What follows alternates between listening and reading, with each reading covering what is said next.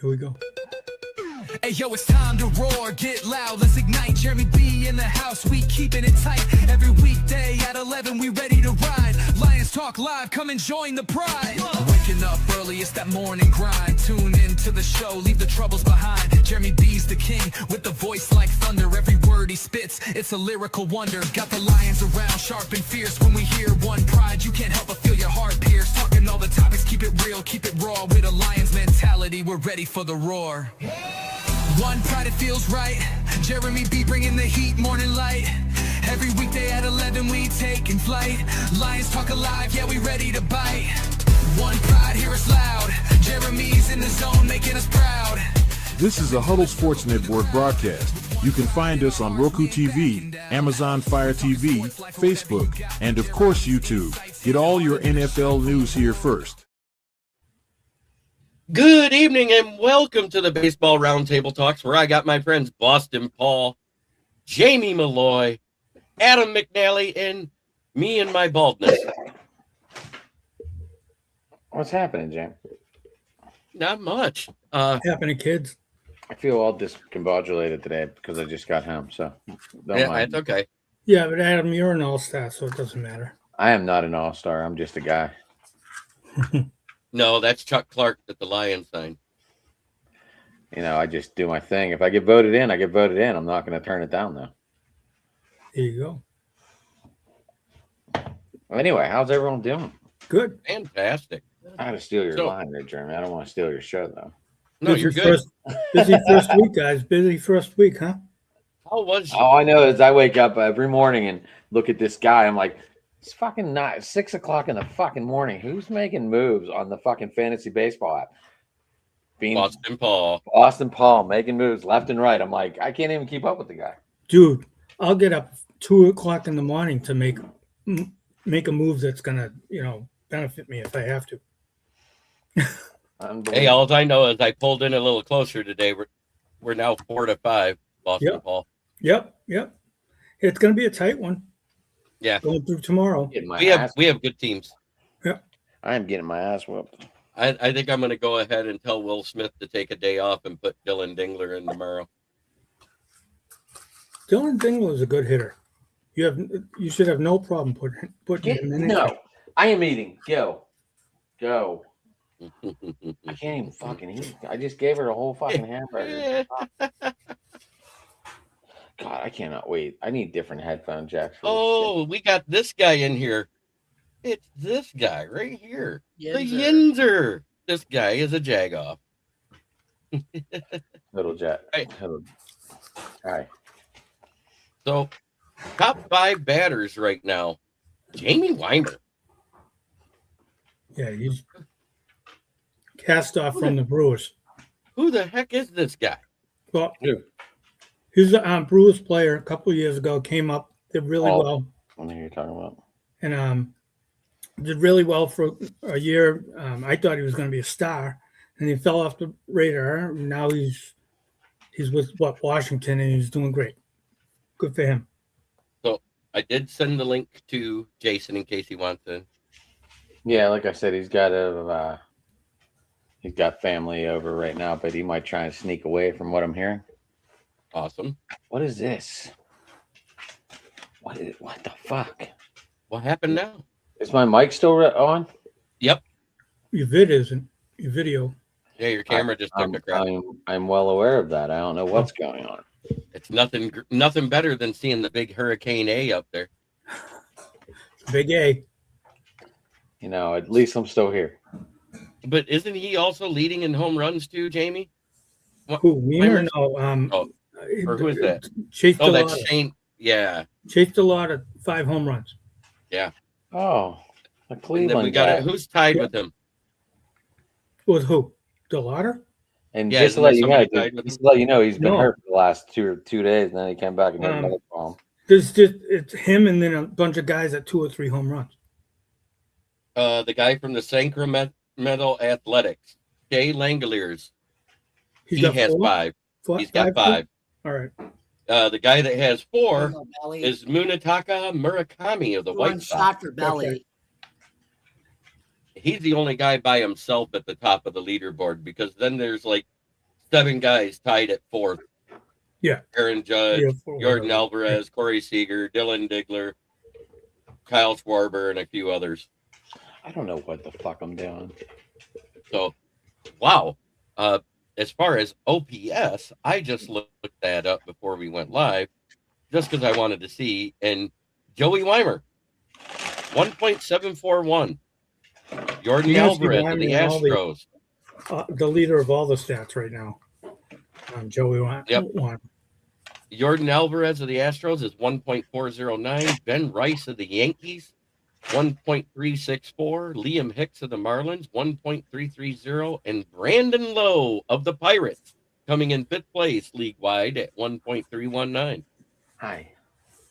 You're always going to see Alvarez up in that Where'd stat. Jeremy go? Where'd Jamie go? I think he bounced for a second. He'll be back. He didn't even say one word the whole time. Oh, it might have been a Wi-Fi thing because mine was acting wonky before we went live. It got really bad here a second ago. I took my dog out. It was fine. I went out to I got this new camera angle right now. The camera's staying on, so I'm just going to leave it. Is that all right? Yeah. Yep. Even though it Fine. looks like I'm in 480. You're fine. Anyway. So Lynn, what are we talking about, Jamie? What are we talking about, Jeremy? Now that my camera's up, the mic's working. Oh, okay. We went over the top 5 averages. We went over the top 5 in home runs, and really it's like a whole bunch of people tied with 3 and tied at 4th place. Yeah. 3rd place is by himself with 4 home runs, and then there's 2 people tied with 5. One from Corey the Athletics. Seager. Yeah, Corey Seager has 3. Yeah. Aaron But, Judge. Aaron Judge, Dylan Dingler. Yeah. That Langeliers, he's really good. He's probably the best catcher in the league. What does this Jagoff mean? What did he make himself as? Well, I showed the one meme. He made his own. He hasn't sent it to me yet. Oh, send it over, Jag. Let's get a look. Let's see what you got. Anyway, all right. So now I'm bringing up top 5 ERAs, Ks, wins, and WHIP for the current season. Well, the ERA, you got 4 tied with 0.00 from what I know. Alcantara, Fried, Erod, Soriano, and Waka. According to what I see here for WHIP, at 0.85 is Josh Hader, Randy Rodriguez is 0.89, John Curtis is 0.93, and then it shows 3 players tied at 4, Zach Wheeler, Hunter Green, and Dylan Dodd at 0.94. Is that correct? Yep. That's correct. ERA itself, though, there's like 4 tied with 0.00 right now. ERA. Yeah, because some of those are relievers that have only pitched an inning or whatever. Excuse me. Yes, exactly. And in the saves we have Bednar with 3 and then a bunch tied with 2. It's early. I mean, it's the first week, It's the first week, so. Dave, forehead, he's back. My internet went down. What did I just say? All right, you did. I was like, where'd Jamie go? Jamie, my camera was out and I was trying to fix it. And all of a sudden I looked back in and I'm like, wait, where'd Jamie go? Anyway. Man, remember when the Pirates just got rid of David Bednar? I thought he was done. I really did but he's turned it around a little bit, so that's good. Let's see who's got. Let's go by innings pitched first. I want to see. One guy has 16 innings with a 0 ERA. That's Sandy Alcantara. Yeah, and then Max Fried has a ERA with 13.1. Trevor Rogers of Baltimore has 13 innings with 1.38. Tariq Skubal, a 0.69 through 13 innings with 9 strikeouts so far. Dude, Gosman with 21 strikeouts, that's pretty amazing. Yeah, check that out, right? 2 games, Gosman, 2 games with double-digit strikeouts and no walks, right? He's got a 0.75 ERA and 21 strikeouts. And he's 0-0. Matthew Boyd of the Cubs is having a year too at 17. Tied with him is also Hunter Brown, Christopher Sanchez, and Gavin Williams. There's 2 tied at 16. That's Mackenzie Gore and Aaron Nola. Yep. Oh, I got that guy. I got Gore. Mackenzie Good, that was a good pickup because he's going to be really good this year. I didn't pick him up. I drafted him. That's what I meant. Good. I just want to make sure because, like I said earlier, Paul is a fantasy looker at 5 o'clock in the morning. I think I don't even know. I wake up and I'm like, Beantown. Why am I looking at this already, dude? I literally look at it right, and I'll see me and Jeremy score, and I'm like, okay, I got to make up saves today. Oh my god, today I got to make up. Oh my god, today, and I literally drop and pick up to make up these stats. Like that's just how you do it. That's what you got to do. Pirates are going to win the next 100 games. Book it. Magical. But Jeremy's got a great team. I've been busting my butt trying to do this, and with what tied 5 and I've been I just make 2 changes a day and leave it at that. I know. You haven't even made too many pickups, I don't think, Jeremy. Haven't needed to. I just switch people in. I think I've made 20-something pickups already. But I mean that's I wait a little while before I start doing pickups. I want to see the tendencies because some people start out slow. I mean, look at Ohtani. Ohtani is having probably the slowest start of his career yet. Let's not talk about it. Huh? I'm not gonna sit there. I'm not gonna drop an Ohtani though. Oh no, that isn't what I'm saying. What happens is though, sometimes you overthink things and you drop people you shouldn't be dropping, and so you got to be really careful about that. When I drop somebody, I'm really careful, and I've dropped a couple of guys that I probably shouldn't have dropped, but I picked up real good guys too. Josh McNally, there he is. Your kid's on. I know. I got to see him last night. Oh, awesome! And happy Easter, everybody! But happy Easter. Happy Easter. He has risen.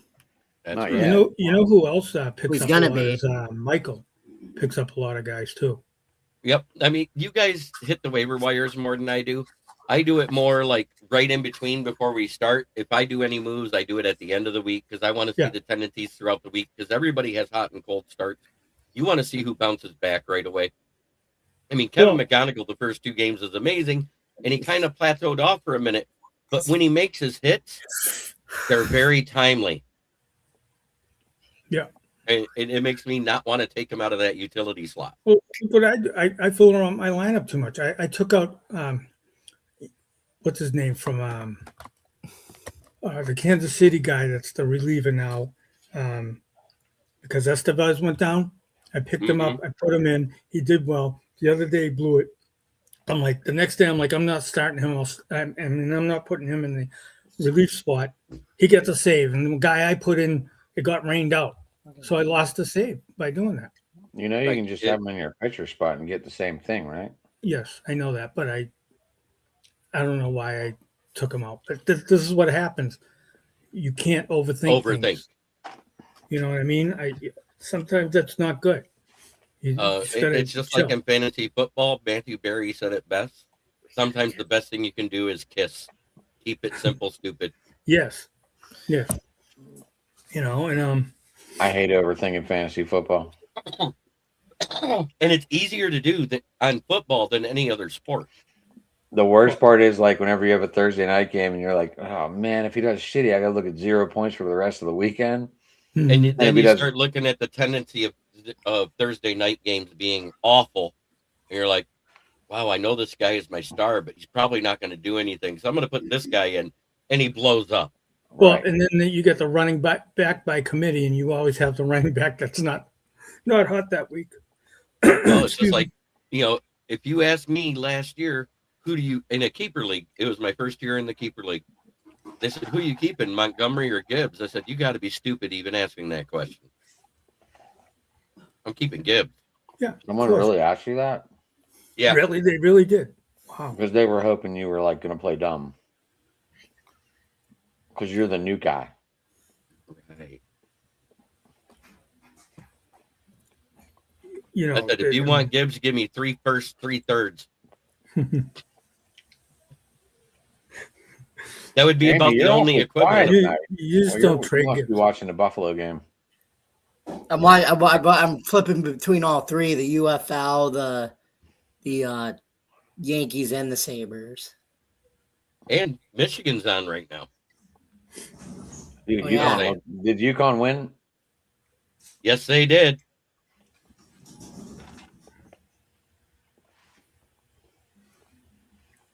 All right, I know they were up big whenever I was over there. Adam, what do you think of your boys so far?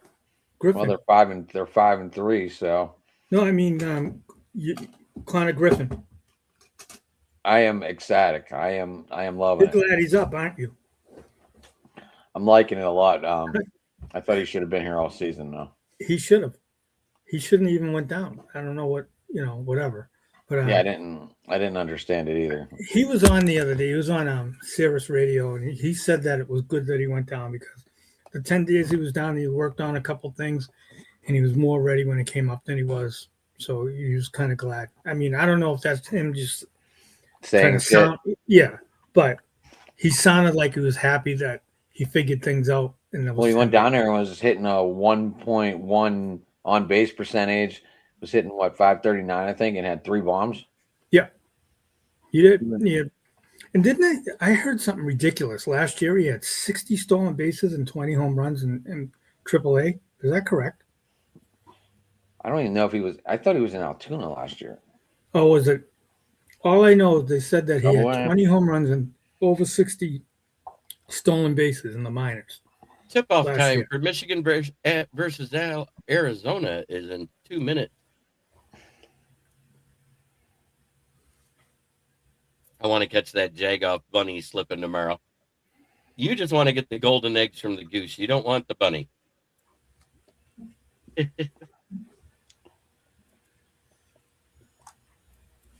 Like Connor Griffin's already married. I didn't even know that. Yeah, his wife. Yep, he's got a wife. Is Good for him, man. Good for him. Is Skeens married to that girl? Not yet. No. No. He should. I'm still available for Jamie. He should marry Libby Dunn. She's worth more than him right now. That's what I mean. I'm not even talking about looks. I'm talking about she's got more money than he does. Right. That's exactly what I'm saying. They get together. He gets his next contract. They are both set for the next 4 generations. Well, that was like Justin Verlander and his wife. Kate Upton. Yeah, she's Oh. got more money than he does. Well, that was bad news for you today, huh, Jerm? Yeah.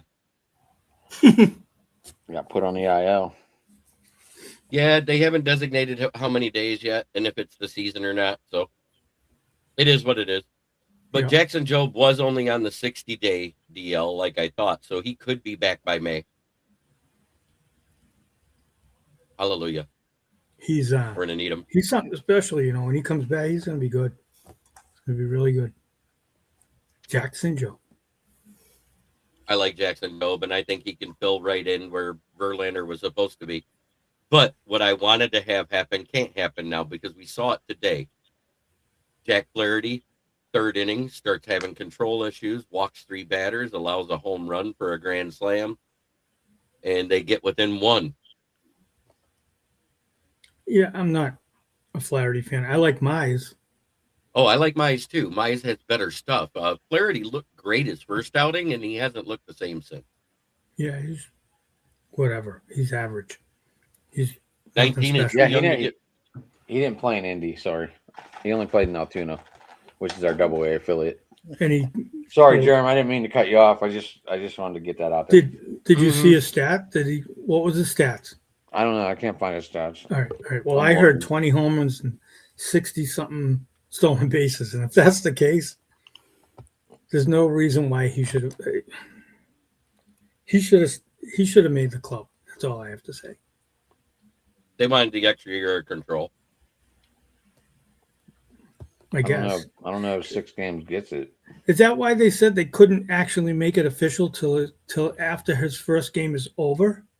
Mm-hmm. They still haven't announced a signing. Because that's what they said. They're not going to announce it until after his first game.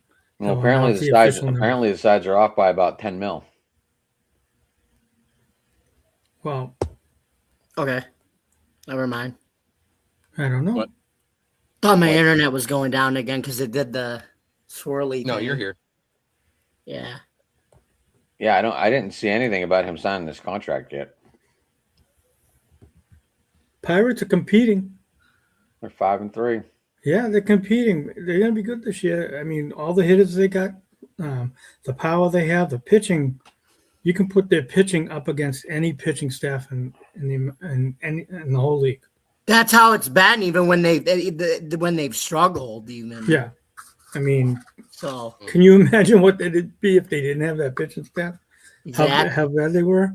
Well, I mean, it would be like when Okay. Jim Boeheim said, "Without Jerry McNamara, we wouldn't won 10 effing games. Without Paul Skeens and that Pirates pitching staff, they wouldn't have won 50 freaking games this year. No, Not they wouldn't. 50.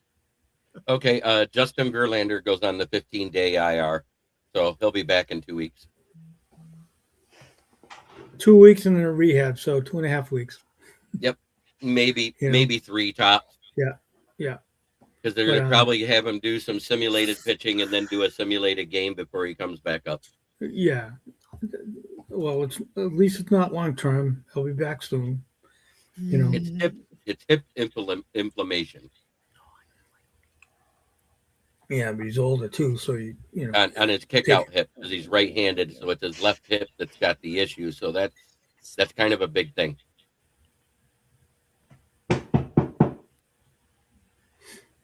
Have you guys actually watched some of the old school fireballers, the ones that they thought were throwing 100 miles an hour before the radar guns were accurate on how they actually kicked out, in the correlation of how high their knee raised during their kickouts?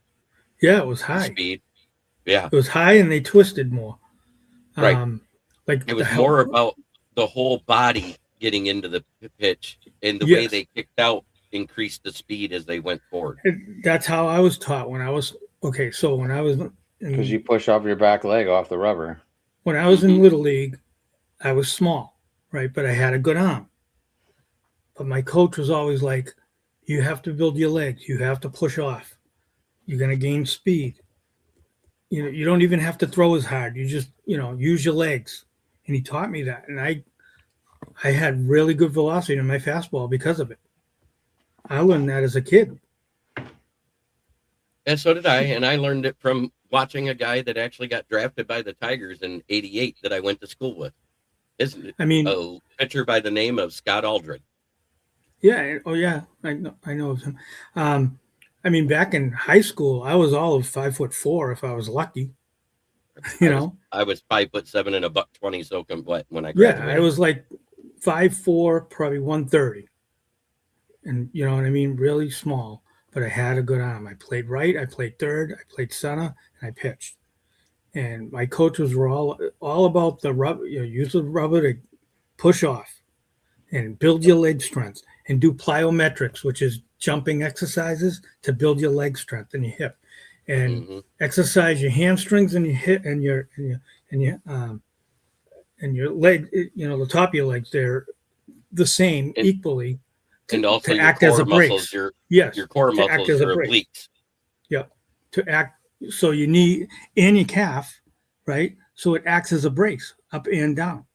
And that's what they taught me. And I never had knee problems or anything. Never had Tommy John either, huh? Nope. I had a bad shoulder. I hurt my shoulder a little bit, but never with never the elbow. And that's because you were throwing with your legs and not just your whole upper body. I bet you that seems to be like when Tommy John started, when people started throwing with all their upper body. I didn't have to throw as hard, and I just had a good. Even now I'm like, you see those short running backs with the good strong legs. That's what it was like. Look back even in history and see when Tommy John really started. See how many pitchers like in the 90s and 80s had Tommy John. Doesn't seem like that many. There wasn't. That's why it was. The fundamentals were taught better back then. I mean, you watch Clemens the way he threw, or like Nolan Ryan the way he threw. Al Hrabosky, the reliever, Kurt Schilling. Randy Johnson, Pedro Martinez, very high leg kick. Brett Saberhagen, same thing, I think. Another one that had a high leg kick but didn't throw for a lot of velocity, but lasted a long time in the league. Oral Hershiser. Yeah, him too. Nolan Ryan. That's Yeah, what Nolan Ryan. Examples. I mean, that's where it all really started. Yeah, Oh, yeah. Juan Marichal. If you ever see a shot of Juan Marichal back in the day, his leg was like so high, higher than ever I've seen anybody. Bob Gibson. Mm-hmm. You know, Who was that guy that played for the Senators that was so good? Walter, pitcher. Walter Kirsty. Hagen? No, Hagen, isn't it? I don't know. Johnson. Walt Johnson. Walter Johnson. Yeah, I know Walter Johnson. Knuckleballer. But What's he up, had Steve? a high leg kick. Steve, it's great to see you, sir. I stopped playing baseball the day my sister broke my jaw with a metal baseball bat on accident. Louis Tiant used to twirl around and use the motion. He'd face center field. He'd twirl around, face center field, come back and throw it, and use that motion as his momentum for his fastball. If you've ever seen anybody ever see Louis Tiant pitch? Who? If you haven't, go on YouTube sometime and put up Louis Tiant and watch the way he pitched, and you'd be like, "Oh my god!" Oh, guess who? Guess who passed? Guess who just made number one in average today because the other guy dropped off. That would be Andy Pages, my center fielder, is now number one at a 500. Yeah, I kept him in another league. Oh yeah, Jim Palmer was a good leg kick there, Steve. Yeah, here's another one. And look at how long he lasted. Tom Seaver. Yeah, those guys. You know, these guys. That's how they were taught. That's how they were taught back. I mean, I remember whenever they made the pitchers do pitching drills, they sat there and held their leg up for, I think it was like a 4-minute drill. Like they just had to stand there like that. That's what we had to do. Yeah. You know, and it was, they were talking to us, you know, back in the day, like, you know, just use, you know, lower body exercise. You know how like you go all the way down and then you jump up like this, you know, you do that. That's what you did to gain strength in your legs. And you used a picnic bench and you jumped up with both legs to the first, and then you jumped up from there to the second, then you jumped down and went over and did it again like 50 times. That's how you build your leg strength. So your RBI leaders, your top 5 is CJ Abrams with 12. Liam Hicks is tied with 12. Garrett Mitchell of Milwaukee has 11. Andy Pages has 10. Owen Cassie in right field for the Miami Marlins has 9. Yandy Diaz has 9. Freddie Freeman has 9. Christian Walker has 9. I'm really surprised with this Liam Hicks with 12. Mm-hmm. He came out of nowhere like Weimer. I mean, he's what? He's a catcher, right? Mm-hmm. Liam Hicks for Miami. For Miami, yep. No, I mean, a lot of people pick Miami as their wild card. Dylan Dingler with his 3 home runs now has 9 RBIs. Yeah, I like Dylan Dingler. I told you I'd play him anytime, with the exception of the best leg kick was Jim Palmer. Yeah, I have to admit, I used to love Jim Palmer as a kid. Yeah, he's, you know, he was on all those commercials too in the back in the day, and Don Drysdale was another one. You Dennis can't beat those guys. Diak, you remember his high kick, and he had it hurt. And he threw sidearm. Yeah. Mm-hmm. Well, he threw that 3/4 lower side of sidearm. Yeah. My favorite knuckleballer with 3,000 strikeouts in his career, I think he ended up with 3,118, was Gaylord Perry. Oh, I thought you remember him? I thought you were going to say Tim Wakefield. Yeah, I did too. Yeah, I love Tim Wakefield. I have his jersey. Yeah, Tim Wakefield was after Gaylord Perry. Gaylord Perry retired, I believe, in 1984 or 1985.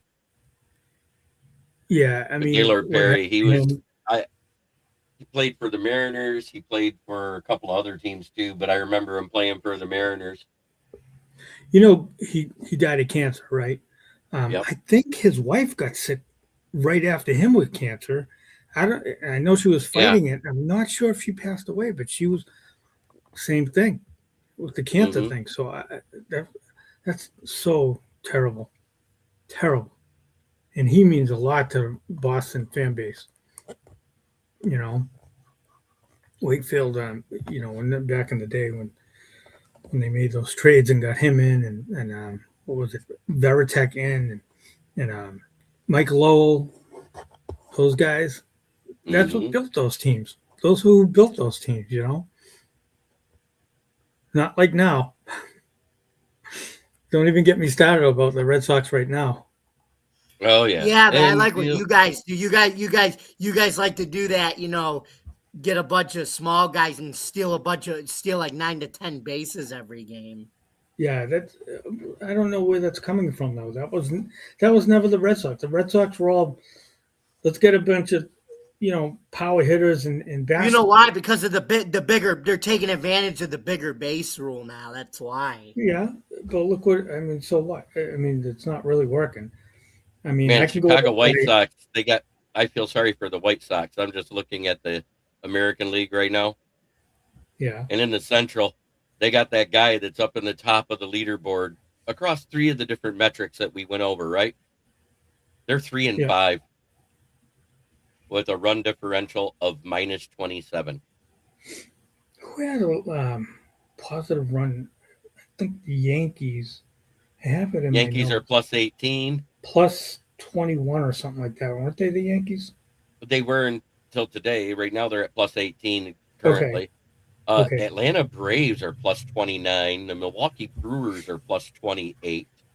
The Dodgers are +13. Let me ask you guys a question about home runs, though. Do you think there's more home runs being hit now and last year than there was before? Well, if you remember right, they tried to make it more normalized. And for the dimensions at the corners, everybody had to be within 10 feet. You couldn't have the long corners anymore. Yeah. And so it brought a lot of outfields in. So, yes, you're going to see more home runs. Well, because of Yankee Stadium. That's another story I want to talk to you about. But so on the 3rd, what's today? The 4th? Yesterday, there were 31 home runs hit in the major leagues yesterday. 31. That's a lot. You know who doesn't have one of them? Who's that? Shohei Ohtani. Ohtani doesn't have a home run yet? No, not even now. Wow. Did you Hey, Steve. Good to see you, brother. I want you guys' opinion on this. I don't know if you've heard of this before, but so the last couple of years, there's been an uptick on doubles and triples, so extra base hits. And MLB, apparently, they're kind of concerned about it. Or no, I'm sorry. There's not as many doubles and triples in the and Major League Baseball. Direct correlation. It's a direct correlation to that 10-foot move of moving all the outfield fences in. Yep. Those ones that would be line drive and hit below the yellow mark now are either hitting the yellow mark or going above in their home runs. Well, and what they want to do is now they're talking about a rule where the outfielder has to be about 15 feet in from the warning track now. So to hit more doubles and triples. Well, all you got to do is aim the other the thing, gap better. And what also they want to do too is, you know how like football, the quarterbacks have that thing on their arm and they read all the plays. Well, the outfielders have a card that they bring out. If you've seen them, they put in their back pocket. They bring it out when a batter's coming up, and it tells them where to play them for the batter instead of the manager telling them where to play. Right? They want to do away with the cards, the cheats, the cheat cards.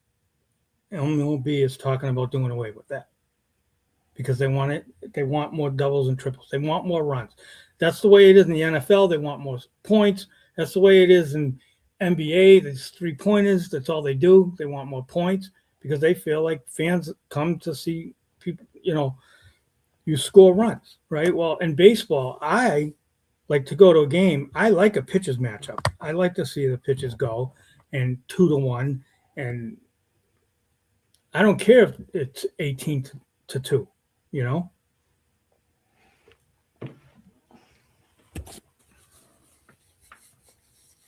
That's just me though. Dude, it is so windy outside right now. I don't even know where it came Oh from. yeah.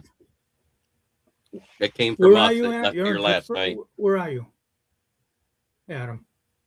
West Virginia. Weird. I'm about 40 minutes out of Pittsburgh, if that. Because it was windy here like the other day. So how many games are we in? We're in basically 8 games. We're in 8 games, yes. Pirates are anyway. Today's the 8th game, I think. Today is the 8th game.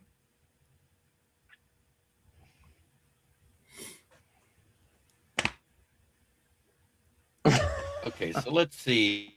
I was trying to look up how many doubles have been hit overall in the league so far. But this year? Or yeah, and it's well over 100 already. What? I'm 4 pages in. Just finally got to where people had only one. There's been over 100 doubles hit through 8 games this season. Oh shit! Fuck. They weren't talking about home runs either. They were just talking about doubles and triples being down. So they were looking at ways. I'm saying to make doubles alone. There's over 100 of them. Just doubles. Okay. Well, that's just pretty doubles. good. Actually, there's 100 of them. That's pretty good. Then are they playing? Right. In? Are they being told to play in? Or against the line? I don't know. More? I think what happened. Wait, why wouldn't everything go up because they took away the alignment crap?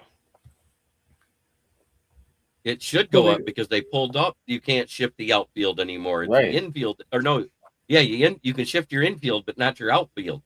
So if people are hitting their gaps on their natural swing, if they've got their timing right, you can't play your second and shortstop over the bag. Right. Right. Okay, so you can't do the infield shift. You can still shift your outfield some, but you can't shift your infield like you used to, right? Right. Yeah. And again, what they were talking about is that going from the warning track about 15 to 20 feet in, they can't play deep because if they play deep, they're preventing triples and doubles. And Major League Baseball is thinking that they want a rule in there saying that players cannot play any deeper than about 15 feet from the warning track. And the warning track is what, 20 feet from the wall? So you're talking 35, 40 feet into the field that the outfield is, that they're saying that the outfielder should play in. So to score more, so that they can, that's ridiculous. There's too many rules. This 10th inning rule where you put somebody on second base is the most ridiculous thing I've ever heard. And the other thing that's ridiculous with that is I don't see any of these managers taking advantage of bunting with no outs and a man on third in the 10th inning. It's ridiculous. All they want to do is hit a home run, or you know what I mean. So I mean that's ridiculous. I don't know why managers are not bunting. The first guy up, not bunting, and teaching their guys how to bunt, and everybody in that lineup should know how to bunt. Michael Kay said it. Michael Kay said it last year, though, Paul, and he said all these pitchers are throwing 98 to 100, and he said it's hard to bunt off a 98 or 100 mile an hour fastball. That's why. I can see that, but you're still what? You're putting you're putting the bat out there. What? Because the velocity, it's going to be hit harder than just a little bunt. Is that what you're saying, or is it just hit you can't aim your bat at a 98 mile an hour fastball better? Is that? That's what that's what he's trying to basically say. Well, I don't know about that. I mean, you can be taught certain ways how to bunt. But I mean, you have a better chance bunting a 100 mile an hour fastball than you do hitting it. Let me tell you that much, because you're just putting your bat out there. Right. Let's put it this way. I saw 23 guys. I saw 23 guys listed that had 3 doubles this year already. So 23 times 3 is 69 right there. There was one that had 6 of them, and there was another one that had 4. Yeah, but that's what, 3 doubles in 8 games? That's not a huge amount. Individually. Individuals, not teams. I'm just saying, but if you're 23 times 3 is 23 times 3 is 69. Right. You got one guy with 6, there's 75, another guy with 4, there's 80, and there's a whole bunch of them with 1. Is what I'm saying. There's over 100 doubles so far. So it's kind of misleading what they're saying that it's down because we're only 8 games in, and there's been over 100 doubles. But let me tell you, let me ask you this, Jeremy. 8 games, and you're a player, and you've had 3 doubles. That doesn't seem like a lot to me. I know a lot of players are doing 8 games. If you had 8 games and 10 doubles, I can say, okay, doubles are really up. But 8 games and only 3 doubles, you're up 4 times a game. That's 32 at bats at 8 games, and you got 3 doubles out of 32 at bats. That doesn't seem like a lot to me. But also, could it be that outfielders are getting the ball in quicker and they're turning the corner and the ball's coming in? They're like, whoa, and they hold up and take a single. That's a big thing. Players in the outfield now are more athletic, better arms, faster, and this is what's going on as well. And that's why they're thinking of changing these rules. There was a guy that double hopped one to the wall. The guy played it off the wall first. This is that first game in the home opener for the Tigers. And it's one of our faster players. I can't remember right off the head who was right at the top of my head who was surrounding the corner. But he made it halfway around and he turned and he saw the ball coming in and he ran back to first. And the guy was almost able to throw it from second to first and pick him off. Yeah. So you got that side of the aspect too. And you're exactly right. It's just like in football or any other sport. Players are bigger, stronger, faster. I mean, it's just, and you know, they have to adjust for that. And the Major League Baseball is like, these guys in the outfield are too strong, too fast, too big. We got to do something, you know. Jeremy, here's an update I just saw. Michigan is flying. That's all I saw. Oh, Michigan is flying. Nice. That's Adam Shine reported that on Twitter. I just saw it. Yeah, they're up 22 to 10. 22 to 10. Look at the running backs, Jeremy. Bigger, faster, stronger, right? Yeah. I mean, cornerbacks, bigger, faster, stronger. Look at the size of them, though. Let's go by size. In the 1900s, they said the average height of a male was 5'4". In 1900. In 2000, it was already at 5'6". Yeah. In 2020, they say it's 5'8". Yeah. For average height. Mm-hmm. It doesn't help that we have an 8-foot guy, you know, and that just totally fucks up all of us. I'm just saying, if you look over time, within 120 years, the average height gained 8 inches in men alone. Women's height, now an average height for a woman is 5'6". Yeah. Think about that. It's not like it used to be. It used to be the average height for a man was 5 foot or 5'4", and women were under 5 foot. Well, wouldn't back that in be the day? Okay, because I mean, the way our food is processed is what's changed. Yeah. The growth hormones and everything they inject in the foods and the seeds to make them grow better and everything else, it's affecting the way our growth patterns are happening as human beings. Well, think of this. When I was born, my mother smoked when I was born, right? They say smoke, if you're pregnant and you smoke, it could, I heard, I don't know how true this is, it could stunt the growth of the baby's birth weight, right? All sorts of stuff. So, you know, I'm 5'5", right? Was that what it was? Was it because, you know, my father was shorter? Was it because, I don't know, but you know, back then they smoked and they drank, and they don't do that now. It's all health conscious stuff now, right? How about the Pirates going 4-0 since introducing the cone? Yeah, they brought out this cone thing. I was trying to figure it out, but I haven't figured it out yet, but keep bringing it out. What is this? What is this, Jeremy? I have no clue. The Pirates started bringing out a cone. I saw it yesterday with Connor Griffin, and I was like, what is this cone thing? But we're 4-0 with it, so let's just roll with it. Oh, like when you hit a home run and they're in the dugout and they're celebrating, or is that different? Don't know. I haven't heard of that your guess is as good as mine, Paul. I did not get a chance to investigate. Maybe Josh I think it is. Maybe Josh could fill us in, but I know Connor Griffin had it after the game yesterday. Well, I think the cone is like the player of the game type of thing. Yeah. Because I know, like, after they hit home runs, every team has this stupid whatever they do. Well, last year, when it looked like the Red Wings were going to make the playoffs, so the Tigers was going, every time somebody hit a home run, they got to take a hockey stick and shoot it into a net down in the dugout. And I said, please don't do that this year because you jinxed them last year and we're close. We just got to start winning and we can't do it. Well, the Italians in the World Baseball Classic with the espresso machine. I think it is when because the home run. Fanatics I made want a that misprint shirt. on a shirt that said raise the cone instead of the Yep. colors. Instead of the Jolly Roger. Raise the cone. Maybe it's kind of like let's go, Brandon. Yeah, let's go, Brandon. Oh, that's my only guess on that. That's my only guess on that. I really don't know. Connor Griffin. He's going to be better than Bobby Witt. I'm not Fly going to the argue. flag is what some people say. 50-50 in like 2 years, 3 years, 50-50. You watch. 50 home runs, 50 stolen bases. For Connor Griffin? Yeah. In about 2 or 3 years, when he gets stronger and bigger. I Paul, I hope you're right. I mean, but I'm not going to speak well on him yet. But Jeremy has a pretty good shortstop too. That McGonigal's great. I have a feeling this rookie of the year in both leagues is going to be very interesting with these two. Oh yeah. I think it's going to come down. I think it's going to come down to Chase and Kevin. That's who I think it's going to come down to in the AL. Obviously, I just want Connor Griffin to win the NL. So I'm going to put no competition. Who else? I'll be right back, guys. I got to grab something. Go for it.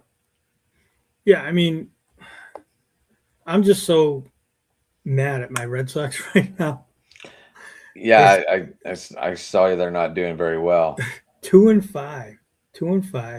They're batting like 219 as a team. All right, in the last 5 games. It feels like 5 years, doesn't it? Oh my God, they've struck out 60 times in the last 5 games. That's crazy bad. The ERA for the pitchers is like almost 5. It's ridiculous. And then have you given up already?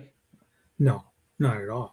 You're just venting as a fan right now. They need to turn it around quickly because they're going to get to 80 games, and if they don't, I mean, it's a mess right now. You have people. Would you rather have the mess now and it's easier to fix than later? Yes, I'd rather get it out of the way now. Like in fantasy too, you want to get all your stuff out of the way now. So play, 2/3 of the season's gone. Now you start getting hot, and that's what I want. Even your boy Oviedo, right? He's on the IL now. He was on the IL last year. Yeah, he's on the IL now. They had to bring up a rookie, number 15 prospect. I mean, I don't know. I'm thinking going into this. They're not that. Buying into the moves they made, which weren't much. Like Caleb Durbin at third. Oh my God, he's batting like 0.43. Ranger Suarez has not been good.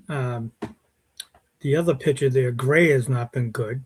No, Sonny Gray. I saw he was on a very bad outing. They have Roman Anthony batting first as a rookie.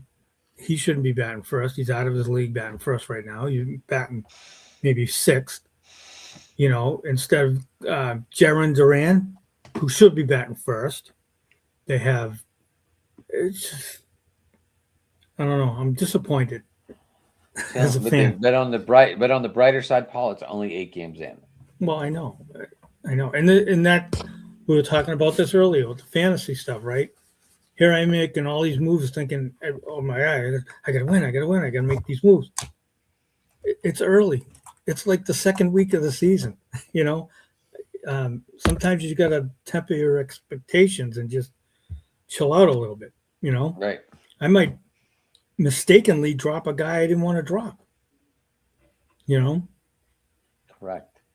And I definitely need to fix this camera, though. It's driving me nuts. But you also got to be on at the side of like Jeremy hasn't made one move.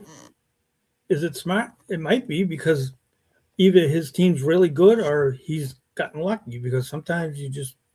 I made one move. That's it. I've only made one move. All my hitters are hitting like 153 right now. Yeah, but team. Paul. Yeah. In Boston, and it's not just got to be smart. It's got to be wicked smart. Wicked smart. Because I got to park the car in the garage. I still don't pronounce my R's. Being out here 20 something years from Boston, I'm out in the Midwest now, and I still people at work like, what did you say? You know, and I'll say something like I'll say car, and they like crack up. I'm like, okay, it's not like I haven't heard this before in the last 20 years I've been out here. You know, go do the wash. The what? Wash. Horse. I'm gonna wash the clothes. Worcester. Wash. So and then wash. Gonna wash the clothes. Oh, what? That's a Pittsburgh thing. Yeah. But even like cities like if you look at it, you'd think it would be Worcester, and it's Worcester out there. Or just the way they pronounce things are kind of, well, it's Bostonish, you know. Oh, I love it. I love the accent. I love it. I don't think Boston people have the accents. I think the rest of the country have the accents, and the Boston people talk the right way. That's what I think. What do you think, Jeremy? Not Sorry, Jeremy, guys, I was out of Jamie. I didn't hear Jamie, the what do you think, Jamie, about that? Boston talking the right way, and the rest of the country talking the wrong way. What's up, Dan Leonard? Good to see you, brother. Well, it makes sense because our original language was English UK before we declared our independence from Britain. So yeah. I guess for Boston would get that point of view. It's a fun town, though. It really is. I love Boston. That was fun. I love that dirty water. You go to Boston, Fenway? you're my home. I've been to Fenway. I've been to the TC Garden. I've been to those. I've been to the two big ones. That's really good. I got to get out to Pittsburgh and go to that stadium. But yeah, I've been to Fenway. I don't know how many times. I can't even count. But I've never sat above the wall since they put those seats out there. And that's what I want to do. That's one of my things on my bucket list is to sit up on the wall. The thing I loved about Boston was really cool. They let you walk around, and in between innings, they'll let you go down to the dugout area and take pictures. And then they ask you to please come back, but you can go down and take pictures as many as you can, as quick as you can, and get out of there. And they're not adverse to, I've been to games where there was nobody in the first or second row for some reason. And I'm like, hey, I know I have this game. I have these bleacher seats, but like, can I go down there and sit the rest of the game? And they've let me. They're fine. They're cool with that. That's what you want. Arizona's making a comeback. They're up. Michigan's up 28-21 now. Weathers' son, David Weathers, pitched on the Yankees when they won in 1996. I think that's funny what Dan Leonard said. Their Yankees came back and took the lead, despite Weathers being as useful as a condom with a pinhole. Yeah, but Dad, you remember who his father was? David. He won a World Series with the Yankees in 1996. Right. I'm glad I didn't pick him up today because I was going to pick him up and play him to start him today. Jeremy's like, damn it, why didn't you? I know. He should. Go ahead. I'm losing just because I'm picking these guys to play that I shouldn't be doing. I'm getting my ass. Is it still 9-1? But I work my team, you guys. I love 8-2. A lot of it's just because I love doing it. I love managing my team. It's just fun for me. Sucks that Mikel Garcia got postponed today. That means my second baseman didn't get to play. Sucks for you. Yep. Because he's good. But will he play tomorrow 2 games? And I'll just move him to middle infielder. Oh, can't do it because it's too late. Well, did they announce when they're going to play again? Is it going to be like still tomorrow or? because you'll have a doubleheader, which is good. Just said postponed. Yeah, oh no, they are playing now. It is officially going, and they're up 8-2. The Cleveland game's being played now. No, Detroit. No, Mikael Garcia. He plays for Kansas City versus Milwaukee. Kansas City. Yes, Kansas City. There was a game. So Mikael Garcia. Yeah, this is it. He is 3 for 9 with a run and an RBI. He's batting .333 on the day. A guy from Kansas City. It's the top of the ninth, and they're up 8-2. Kyle Isbell, Kansas City. He's doing really well. Adam, you should pick him up. Yeah, I got Max Fried on my roster. I'm happy he's there. Yeah, you should be. I hope Crochet pitches better than he. Well, he pitched okay. I couldn't believe how many people were passing up on him. I'm watching, and I'm like going, didn't I get him like the 5th or 6th round? I know, and he had 19 wins last year. 19 wins. You don't have 19 wins in the major leagues anymore. How can you not pick? Crochet.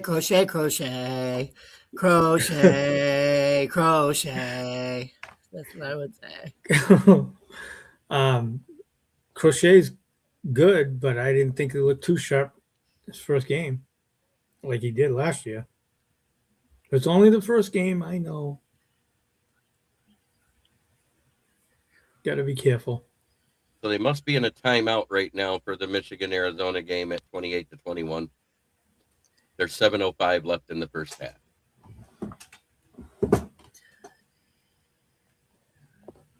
Yeah, but Ryan isn't looking good so far this year. Thank God we got Cam. Yeah, okay, I said that one. Just make sure. Cam Schlittler. Jeremy, when you were gone, I cried about the Red Sox. Oh, yeah, they're 2-6. That's not good. You didn't miss much. I was kind of like, Red Sox this year. Yeah, I still think it's too early to cry. Yep, it is. It is.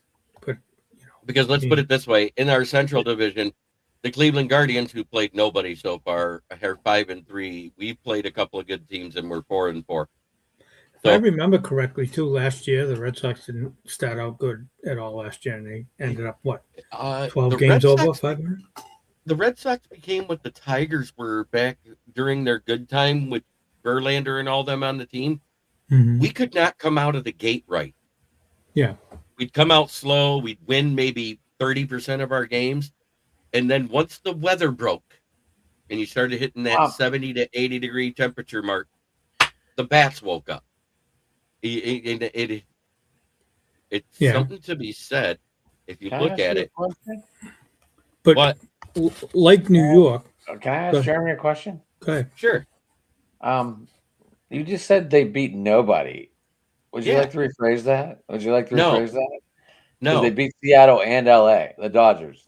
No, good for them. They were nobodies. Ohtani isn't hitting. Good. That means they shut the bat up. And he still hasn't hit. Unbelievable. You should know he's on your team. I know. You don't have to tell me twice. What's his batting average right now? 0.89? I don't even want to look. I just know he's not hitting. Like whenever I hit starting lineups for the day by the manager, they have him on the bench. I know. That's when you know it's bad. You know what I mean? Like if you hit the start. That's the 18th walk of the Yankees so far this year. Like if you hit starting lineup for today, projected today, Ohtani is on the bench as a batter in Yahoo Sports. They don't even put him in the lineup. I had to look and I'm like, wow, he's that bad that Yahoo Sports is like, fuck this guy. I'm not even putting him in the starting lineup. Oh my God. So I just want to let you know how bad he is doing. And I know it's only 8 games I get it. But you know how Boston fans and New York fans are crazy about their teams. Yeah, they're losing it. And there is no room for it's Boston and New York and like LA and like those teams, nothing less than a World Series. Anything less that's a failure. And right now it's a failure with the Red Sox. And that's just how the fans are. Pittsburgh wins 90 games this year, and it's going to be like the best thing ever. The White Sox Max win Fried's on 60 the mound games again tomorrow. I might be in good shape. Yeah, you probably will be. Luis Hill's going to be back making his debut on Friday. I'm kidding. 90 wins might win the division, but I still have him projected at 78 to 85, something in that range. But the way he's been playing lately, I just had to bench somebody I haven't wanted to because he's been awful. Vladimir Guerrero Jr. That was back to Paul's statement, just to let everyone know what I was talking about. Yeah, I know. But Jeremy, go ahead. Who were you benching? I'm sorry. Who were you benching so I know? Vladimir Guerrero Jr., who's having probably the worst start of a year that he's ever had. I would never bench him, no matter what. That's just me. That's why I'll probably lose. But it's either that or let Alec Burleson sit on my bench, who actually has been doing well. One of the few hitters that have been doing well versus the Tigers. Who can you put him in a DH or utility instead of benching? I would rather keep McGonigal right there. I'm with Paul on that. That is a rough bat to put on your bench, Jeremy. That is a rough bat to put on your bench. I'm with Paul on for that. one game. I mean, you go ahead. For one game, I'm doing it. Jeremy, I don't mind if you put him on your bench. It's 8 games. We're not talking about 1 or 2. It's 8 games when he's batting less than 200. He's under the Mendoza line right now. You can go right ahead and do that. So are you going to bench Vlad? I'm benching Vladdy for tomorrow. All right. You can go right. Look at Paul's shit-eating grin on his face. He's like, "Thank you." Go ahead. You can go and do that. I won't complain. I know you won't, because I just did it. But no, hey, you know what? You could be 100% right, man. You could, Now Luis Arias hasn't been hitting as good as we thought he would, is he? Jeremy, doing that, you may very well win the week by doing that. You know what I mean? Right. That's what I'm looking at. It's tomorrow's Sunday, and I need consistency out of every position. You have nothing to lose. I'd rather put Alec Burleson, who's been consistent, at least getting 1 out of every 3, like every batter should. Correct? I mean, when you're looking at consistency, right now he's not even hitting 2 out of 10. Vladdy. And that's the problem with my team too, you guys. So I have a ton of pitching, right? And my reserve batter is Suzuki, who's on the IL. So any of my hitting, I can't replace him unless I drop some of my pitching, and I don't want to drop anybody on my pitching staff. So okay, you have Suzuki. Yeah, I picked him up because somebody dropped him. So right now you just took an extra run lead because you have 6 home runs to my 4. I've got the batting average, ERA, WHIP, but you've got the score because you've also got saves and 47 strikeouts. Right. And I'm going to have... Fried hasn't pitched yet this week. No, he hasn't. But I have a guy going tomorrow too, I think. Or 2. I got a couple of them going, I think. But I did add a guy today. I'm sorry. Why you didn't even remember who'd you add? You did. I think you did. I think it was somebody good too. I'm not looking right now, but who did you add, Adam? Spencer Steer, I think. Yeah. He's been cold, but yesterday he had a home run and a double. And he's hot and cold. So when he starts getting hot, that's when you got to pick that guy up. So you did okay by doing that. Oh, wait, maybe I didn't. If it's Spencer Steer, who I know of Spencer Steer, and I didn't understand either. I couldn't put Paredes on the IL, even though they have him on the bereavement list. Yeah, it's got to be IL. It's so dumb. Like, he's being away from the team. Why can't I put him on the IL? Why do I have to drop him? Because I know. It's like somebody being suspended, right? They won't allow you to put him on IL. So I think that's a dumb rule because if you're putting him away, right? I mean, if he's on, I understand someone passed away, and I'm glad the MLB lets them go say goodbye. I mean, before they used to never do that, but you should be able to on your fantasy team be able to put him on bereavement list, IL, whatever. Yeah, well, that's just put him on your bench because I don't have any other third baseman after I looked this morning. Well, and it's it has like Rich is he's the GM of the league or whatever you call him, right? He can't change that. That's just Yahoo. That is a Yahoo thing. Yeah. That's a Yahoo thing. He can't do anything about that.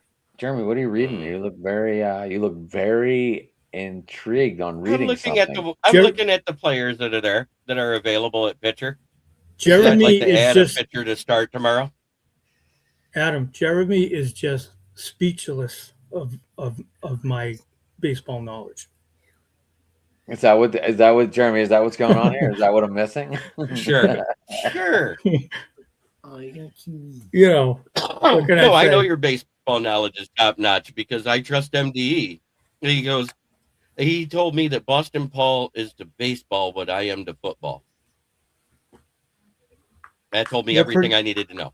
You're pretty. I mean, Jeremy, what are you good. If that's the case, you're pretty damn good in football. So I'm in good company then.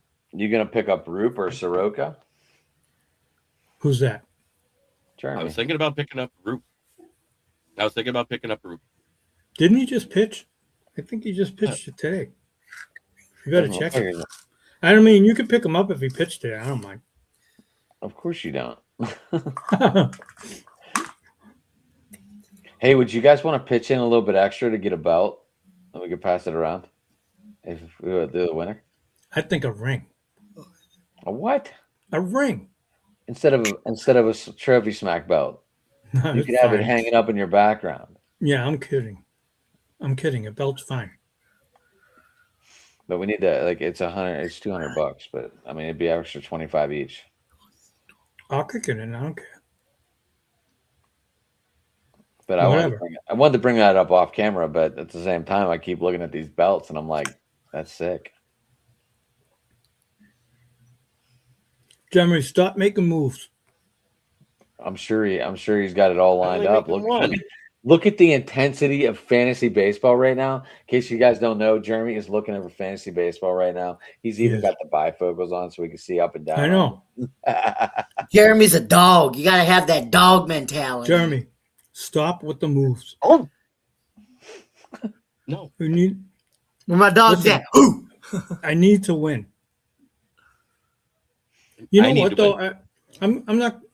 You know what I don't like about the scoring system is okay, so they have the same type of scoring system. Like if I went 7-5 today, and I was say 10-4 tomorrow last week. Now I'm 17-11, right? I like the one if I win 7-5 today, now I got to win. So I go in. Last week I won, so I would have been 1-0. This week if I win, I'd be 2-0. But this league isn't like that. It just continually. So if you lose every week, you can't catch up. You have no chance if you lose 2 or 3 weeks in a row and you're minus 15 wins. It's hard to catch up. No, this is an individual week thing though. This isn't a total overall. So you have to win your week to be 1-0, 2-0. So even if you go down 3-0, you could still go on a 3-0 run and be 3-3. Well, that's what I like better though. In our league, we can't do that. If you what? You know what I'm saying? If you're 5-5 last week and you're 5-5 this week, now you're going to be 10-10. You're not 2-0, or you're not 0-2 with 2 ties.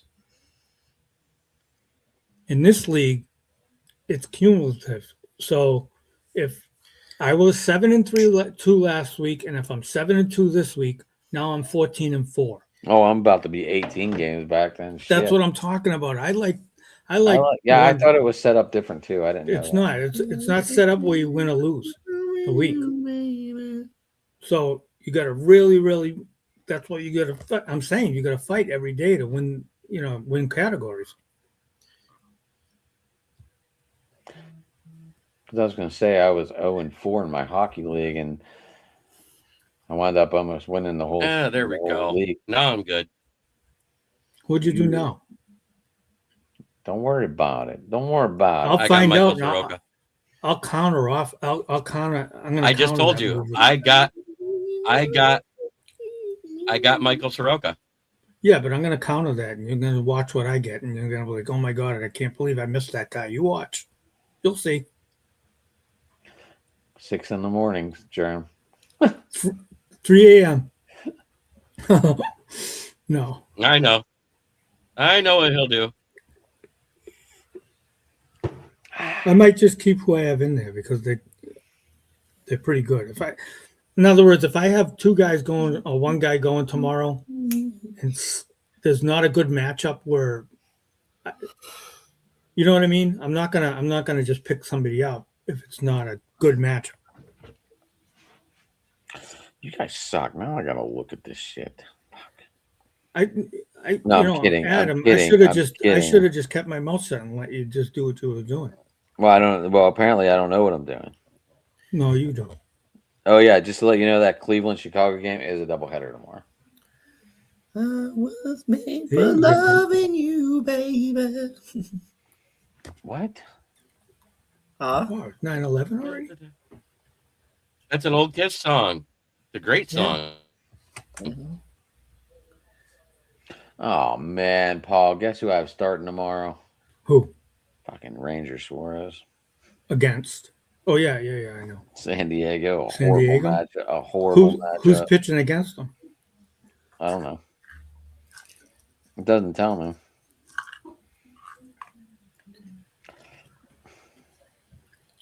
I wouldn't start him.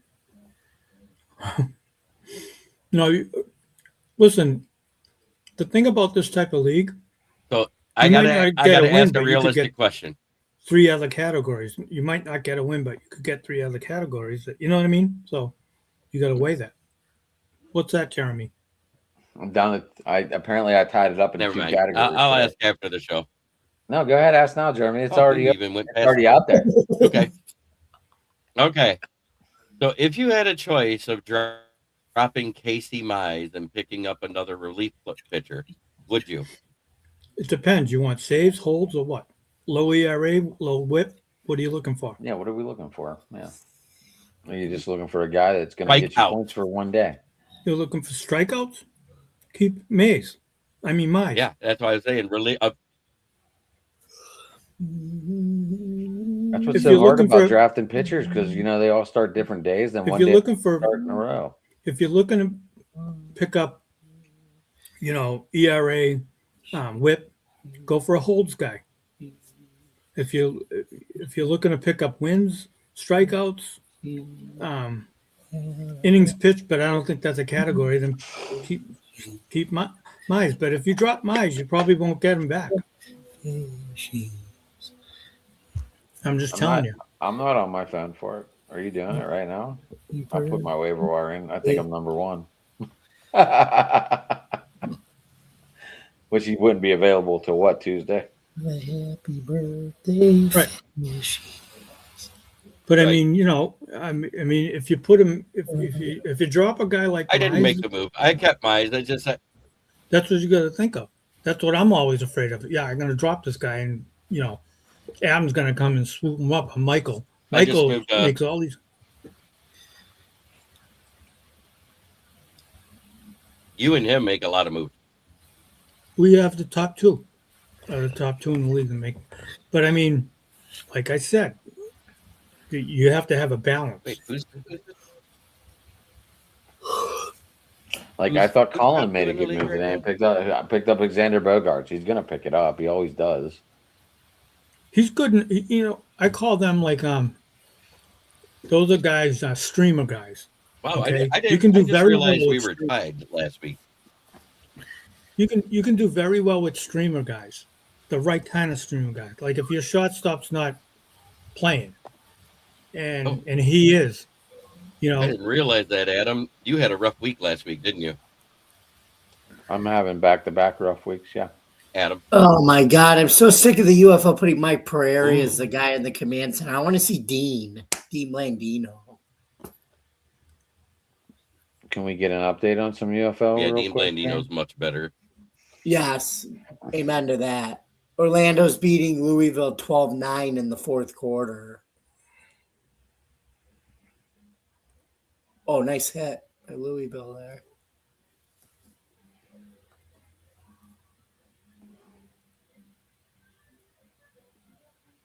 All right. Current score, Michigan is with 147 left in the half is 45-27 Michigan over Arizona.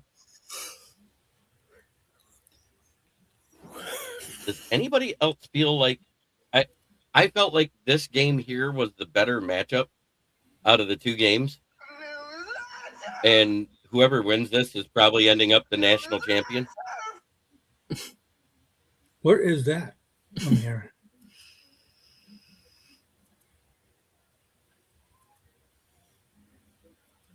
I don't know what that was. Someone OD'd in the Weirton Walmart bathroom today. Great. Oh, that's nothing new. That happens nationwide. I walked out of the Irondequoit Walmart and I was smelling that good New York State weed now. That's not taxable.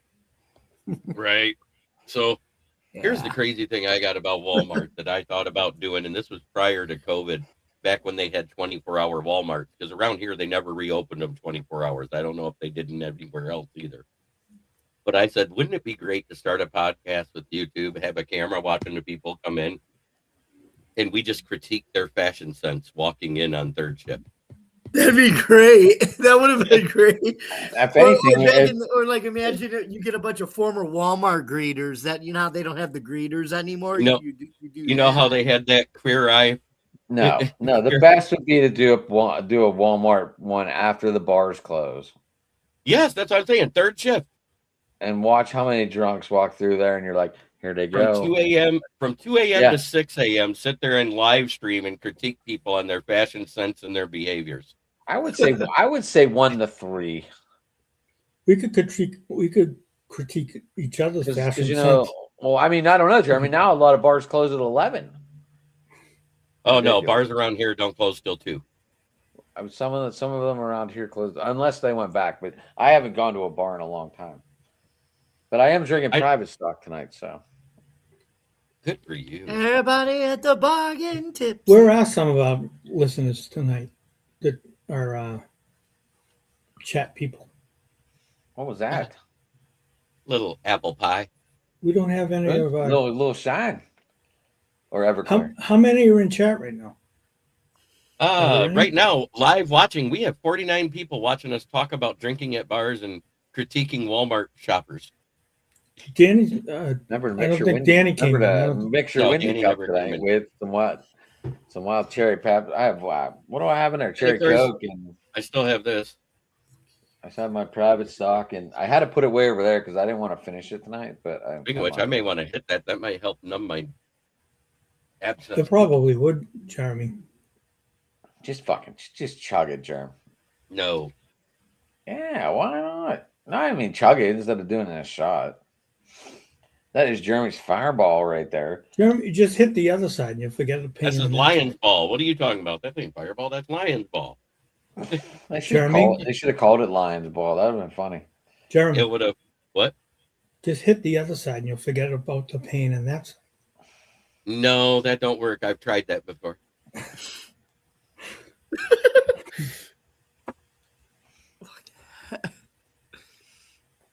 That's it. Numb the pain, baby. God, that burns good. Yeah, but it's pain. They say like good. that dude that does his videos called "Let's Get Fucked Up" on today's episode of Let's Get Fucked Up. He did Fireball with pineapple juice. Oh, it's good. He said it was really good, and I'm like, really? It's good. Apparently, pineapple juice is like the key to a lot of good mixed shots. But I mean. I have a trash can drink that I created in high school because the girls never drank what the guys brought. What did we bring? Whiskey, tequila, a whole bunch of dark, really heavy liquors, right? Right, shit they didn't like. Right. So I sat there and I grabbed like a melon ball liqueur like Midori, some gin, some rum, some vodka, put all that in there with grapefruit juice and orange juice and then a 2 liter bunch of grenadine. No, and a bunch of grenadine. Stirred that up, and all of a sudden, the girls were getting more drunk than the guys because they were drinking it because it tasted like fruit juice. And they said, "What do you want to call this?" I said, "A Pearl Harbor." And they said, "Why?" I said, "Because 2 or 3 and you're bombed." I want to know where you were getting. Someone was hooking. Well, you were like young. You're a little bit older than me, so you probably could have walked in yourself and bought it then. I had notes from my parents to go in and buy cigarettes and alcohol. I mean, Adam, like you're only in your what are you, 28, 31 again? I love Paul. Thank you. I'm 55. I'm double your age. He's 47. Yeah, I'm only 8 years younger than you. I couldn't believe he told me that. But if you want to put me as 27, I'm all for it. I mean, no, I never. Hey, the first time I met him, I said, "You're what, 31?" He said, "Thank you." Seriously, when he told me, I'll be 30 in November. Oh, you will? I will. Yeah. You are the. So you and Will Vogel are about the same age, and neither one of you look it.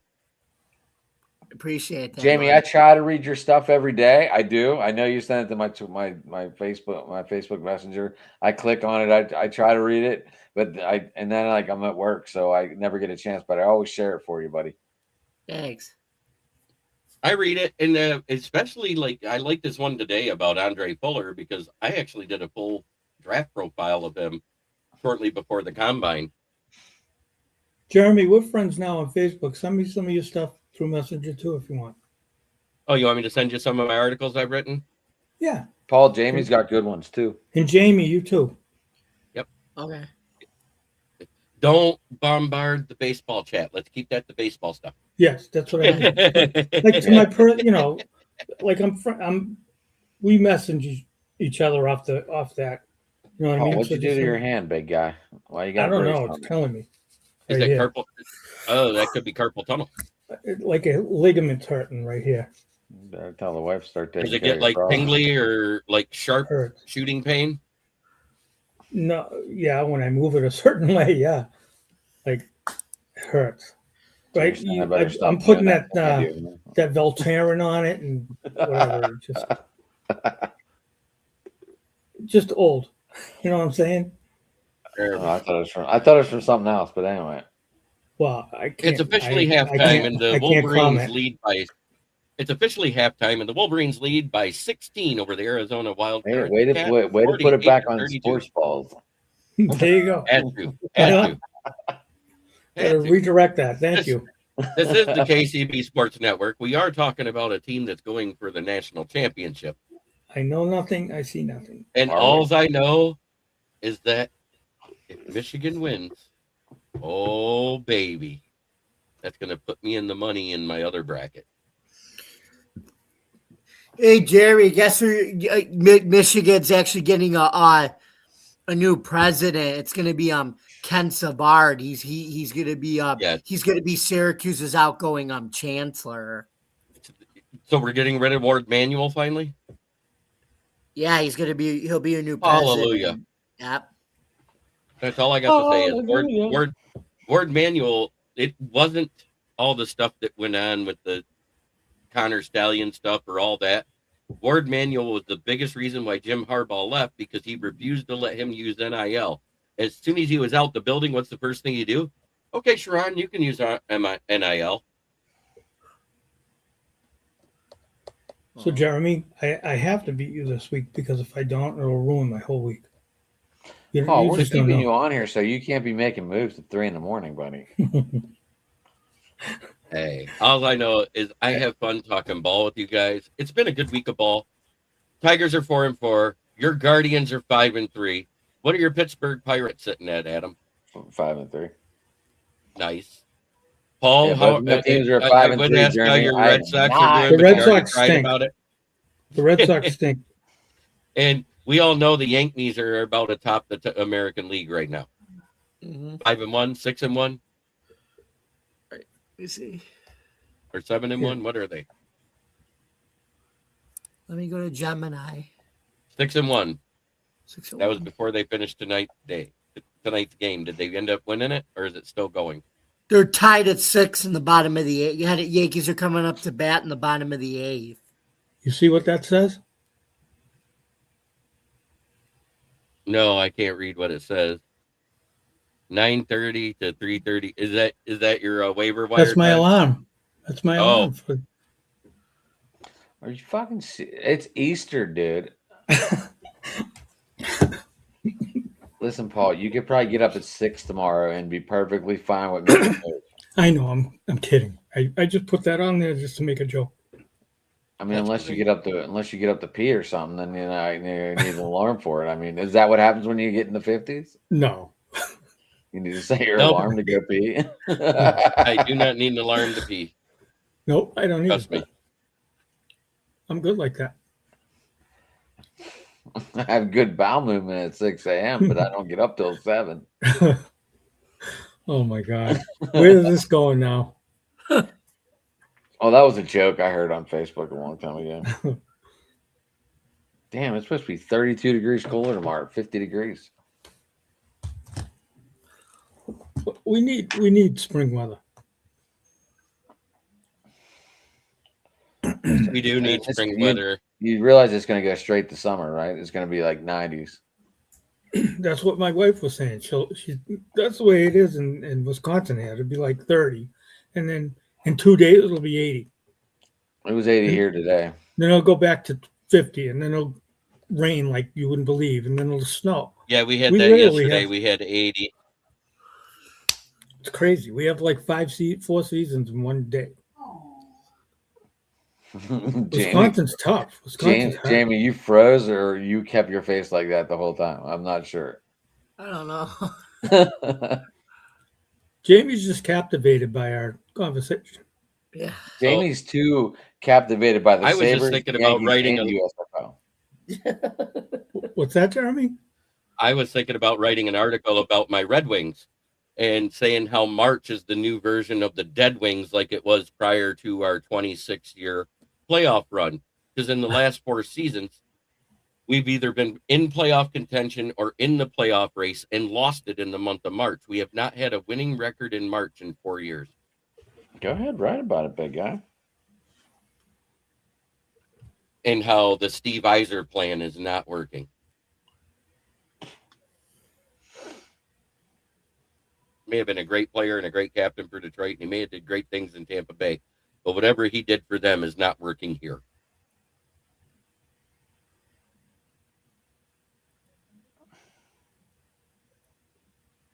Sometimes the greats are great at what they did, but not necessarily great. Are you sure the draft picks ain't panning out? Oh, I know they're not panning out. And they're not calling up the right draft picks. We should have brought up Chose, the goalie from Grand Rapids Griffins, when Gibson got hurt. No, we let Talbot go in there and look like Swiss cheese with a 5-hole bigger than a Navy hooker. You know, I've always wanted to go back and look. I haven't found anyone to look up these stats, but I always wondered how many goals Lemieux had on the 5-hole. Because he was so good at faking people out. 25% of his goals on an average is what it was. That's amazing. Because, I mean, like, if you look at him, like, I don't care. He played the less games and he would have passed Gretzky if he wouldn't have got sick. Wayne Gretzky was the master of over the pad side. You know, the pad blocker. Right. Yeah. He was the master of that. He could hit that upper corner and squeeze it in past the pad faster than somebody covering a puck in lard. And Lemieux was 5-hole almost every time, it felt like. It was 25%, 100%. Way more than Gretzky. Higher than Gordie Howe, who was also good at the 5-hole shot. Yzerman was one of those guys that liked to tuck it either under the pad or the glove side above the leg pads when people were in the butterfly. And usually your tall goalies are not good at the butterfly. Why? Their pads don't meet in the middle when they're down there, which leaves a gap wide enough for the puck to go through. Good point. Right. Yeah, that's why Kelly Rudy got burnt by the glove so many times. You could barely beat him through the 5-hole. Yeah, that's really good. I love Kelly Rudy. Kelly Rudy was one of my favorite goalies. One of my favorite goalies in that year that roller hockey got big was a female out of Canada. You may have heard of her because, God, she's smoking hot. Manon Rhéaume. Is that the Tampa Bay draft pick? She was picked by Tampa Bay, but never. I think she only got to play 1 game in the pros, and she got lit up like a Christmas tree. But still gave women a fighting chance. Hey. Now Canada's next hottest thing is Tate McRae. Oh, the one that quit goalie to be a model? Yeah. No, Tate McRae, the one who now is considered basically a traitor because she's dating Jack Hughes after he scored the game-winning goal versus Canada. Oh my God, yeah. But you know what? They might as well say they're in Canada South because he's from Michigan. Well, and you remember she's from Alberta. Alberta might be her 51st state now. Right. So Patrick Waugh was amazing, but he's an asshole. He coaches the Islanders now. Yep. Dude, so was Tom Barrasso was amazing in goal, but he wasn't. Tom Barrasso was a dick. Another one that was a dick that was good was Mike Vernon. Played but for you know, the these guys Calgary get paid Flames to and play the Red hockey. Wings. They don't get paid to treat the public well. But do you know who the biggest dick that was a goalie that ever played before? And he was so bad that his own teammate skated across his throat. Grant Belfour. Grant Belfour. Goalie for the Buffalo Sabres. I haven't heard that name. That was Grant Pure, wasn't it? Or Grant Pure, yeah. I was going to say because it was Eddie Belfour. Eddie Belfour, yeah. But I mean, it was Grant Pure. I remember burning him back-to-back Stanley Cups when he played for Minnesota as the backup to Andy Moog, right? But and Grant Pure was skated across Grant Pure, while he played it for Buffalo, had his throat skated across by a teammate because he was a dick. That's when you know you're a dick. That was a scary fucking moment. Oh yeah, it was. It was one of the most glorious things I ever saw. Grant Fuhr ended up getting replaced by Hasek because they traded for Hasek, but Fuhr was still starting until Hasek was ready, and then Hasek was just ready. Didn't Hasek come from the Leafs? Right? The Blackhawks. Was it the Blackhawks? No. Yeah. He was drafted by the Leafs, went to the Blackhawks, and then to you guys, right? Yeah. Yes. Oh, Jeremy, you're in trouble. What? I have Imanaga tomorrow and Eric Lauer, Toronto against the White Sox. Dude, the White Sox started playing good ball. Watch out. I better go pick somebody up. I'm just kidding. No. Imanaga too. I mean, Imanaga's playing Cleveland, so that's not an easy game either.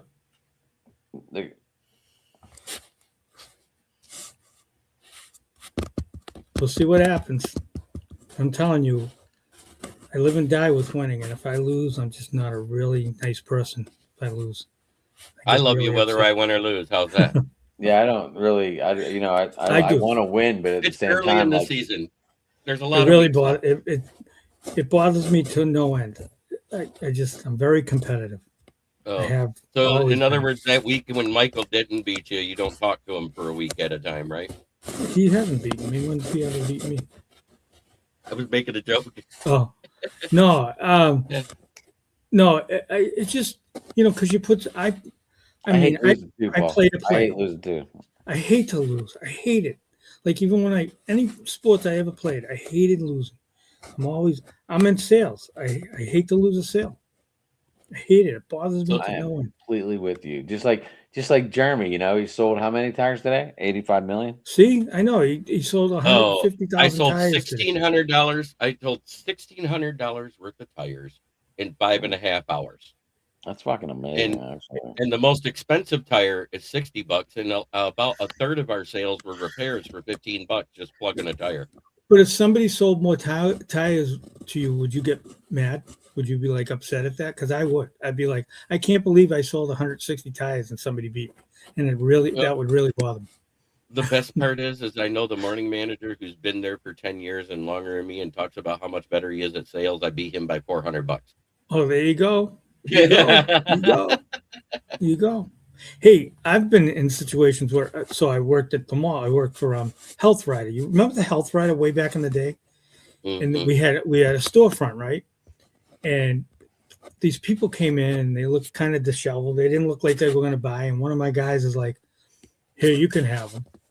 So I took them. They bought 4 Health Riders from me, and they leave. And he's like, "That was my sale, so you should give those are my numbers." I'm like, "There's no way. No. You gave that. You gave you them looked them at up them. to me. You judged the book by its cover." Right, exactly. And I'm like, and I worked them really hard, and I got 4 sales out of it. And I'm like, there's no way you're taking these sales from me. The Health Riders is like the Amiga, the scooter for the people that need assisted with walking and stuff like that, right? Yeah, remember how you, I don't know, you push Yeah, it like like this the and your carts. legs would go out.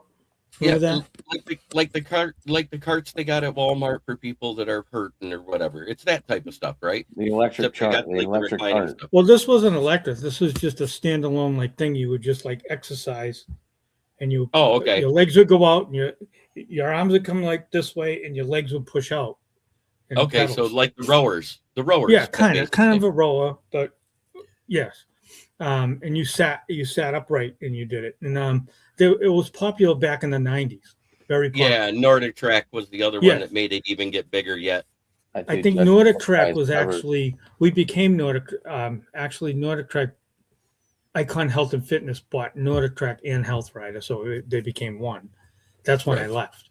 I left after that, but not because of that. But well, it's kind of like I used to be in cell phones way back before all the big three became. You know, it used to be there was like 30 different cell. Remember Nokia. Back in the early 90s, there was with the Nokias. Yeah. The StarTAC flip phone was the first one.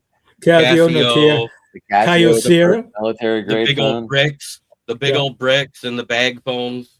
Yeah, I had the big brick phone. It was like this big. Well, I was selling them back in that era from 91 to 94. What was great. Weren't the Nokias the ones that went in? Danny made it. Huh? Danny Fuller in the house. So anyways, I was selling them back then, right? Back in that era. And what was great about it is you could sell the phone for a penny. It didn't matter because the cell phone companies were giving you the phones to sell. What mattered was the contracts for your carrier. Every time you got an activation, you would make $100 immediate kickback just for them signing the contract for a year. Mm-hmm. And then you would also get a 1.5% residual off their monthly contract. Wow. Nice. It's nice. So when I first started, I was a telemarketer for the company, and I set a deal for somebody to talk to a office guy for Means Industries here in Michigan, which they got like 3 or 4 warehousing plants where they do shipping for the state. And I did such a good job selling him that not only did the CEO get it, but all of his board members got it. And then they decided, wow, this might work better than CB because then we don't have to get those expensive lanyards to make our signals go out further. They ended up dual lining because we were 2 markets in Michigan. Basically, from Saginaw North was one market and Saginaw South was another. They would put 2 lines on each phone, and they bought 108 phones to equip all their semis. Wow. So you had a nice check. 108 phones times 2, that's 216 times 100 was 21,600 was my day's pay for one appointment.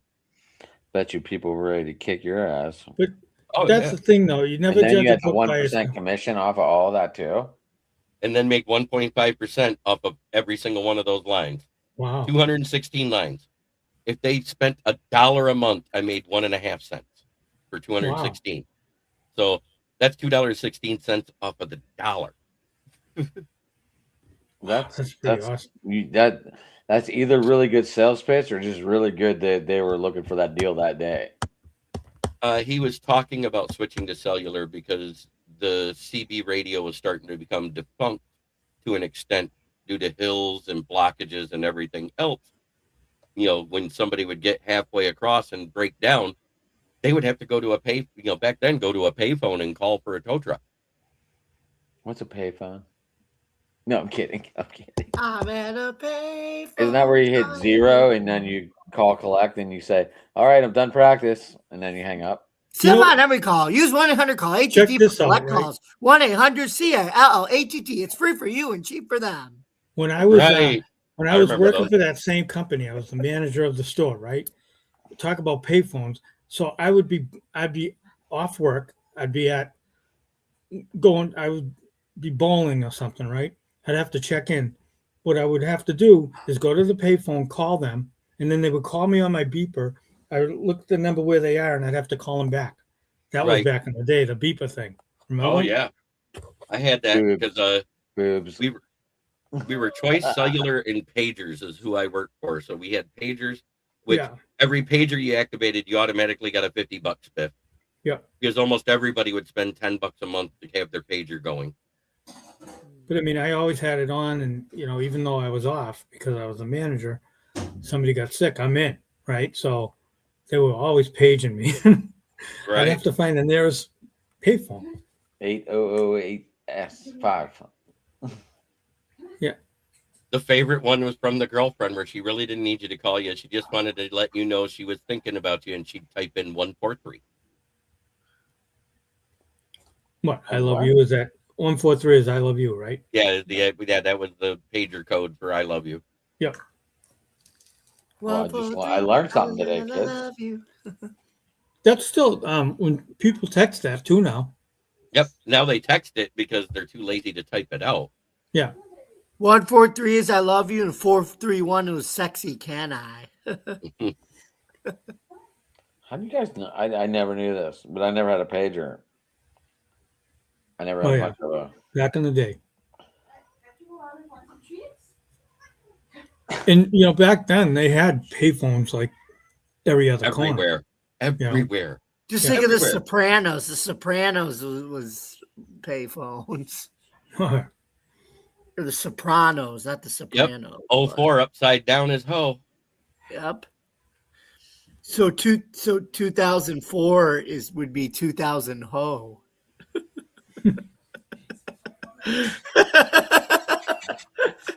Right, Robbie? That's a jag off, right? 2004 is 2000 ho. Oh my God. No, you flip it upside down. It's old. Old. It's a hoot. Where is this coming? So I want to say thank you to everybody for watching. We got 52 people watching us talk about BS. They're more interested in pagers than Danny. Thank you for coming by. Yeah, thank you, Danny. Thank you, Yinzer. Thank you, Dan Leonard. We appreciate you. Absolutely. We love everyone that comes on our show. Yeah. Don't be afraid to throw out topics either, Ever wants to get on here and actually talk ball, anybody that knows me, my email, smokingjeremyb@gmail.com. It's real easy. If you know me on Facebook, that's my name. We got to get Danny Fuller on the podcast. But Danny, next week at 9 p.m., if you're available, we'd love to have you on. MDE would make sure he'd show up to watch baseball talk if you're on. He goes, Captain Danny, every time you're in the chat. Danny, that's 6 a.m. 6 p.m. your time. Yep. Because he's over there in the LA side, right? Yep. That's all right. Maybe you're eating dinner, Danny. I don't know what people do out west. I have no idea. I know at 6 o'clock it's dinner time. So the furthest west I've been is Mountain Time, so that's 2 hours away. So that would be 7 p.m. there if it was going live at 9. I know he's 2 hours away from me, and I'm in Wisconsin. So right. And you guys are an hour ahead.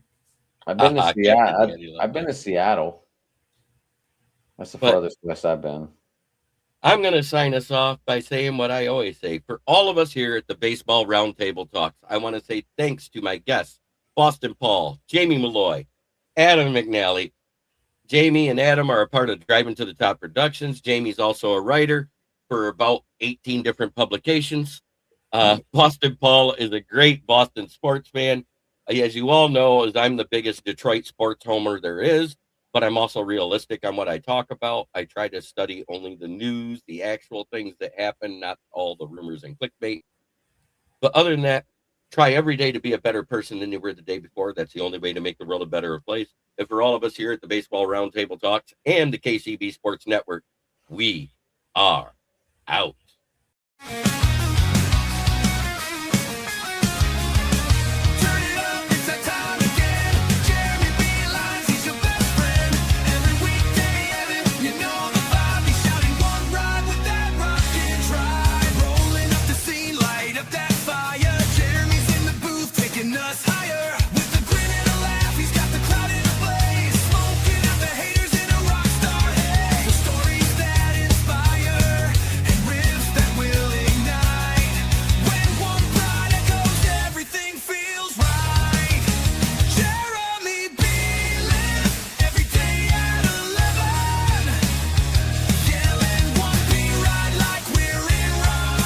This is a Huddle Sports Network broadcast.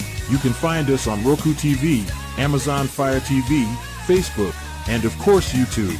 Get all your NFL news here first.